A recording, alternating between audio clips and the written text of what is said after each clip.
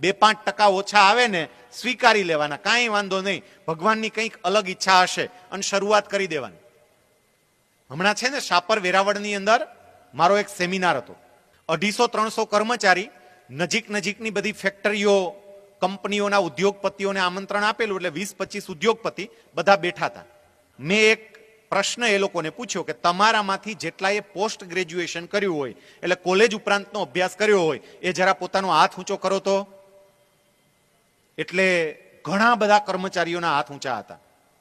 પછી મેં એવું કહ્યું કે હવે તમારામાંથી જેટલાએ કોલેજ સુધીનો જ અભ્યાસ કર્યો હોય, કોલેજથી ઉપર ના ગયા હોય, એવા હાથ ઊંચો કરો તો.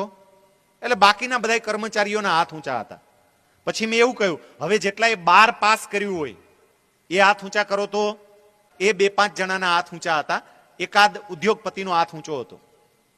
પછી મેં એવું કહ્યું કે આ આગળ જેટલા ઉદ્યોગપતિ બેઠા છે, હું અત્યારે જે પ્રશ્નો પૂછતો હતો એ પ્રશ્નો આ ઉદ્યોગપતિઓ માટે પણ હતા, અને એમણે પણ હાથ ઊંચો કરવાનો હતો, પણ કોઈએ હાથ ઊંચો કર્યો નહીં. એક ભાઈ ઊભા થઈ મને કહે પણ સાહેબ હાથ તો ઊંચો કરવો છે, તમે થોડાક નીચે આવો, હજી 12માં એ પહોંચ્યા છો, 12 થી નીચે આવો તો હાથ ઊંચો થાય ને સાહેબ. ટકાવારીના આધારે જ મહાન થવાય એવું બિલકુલ નથી.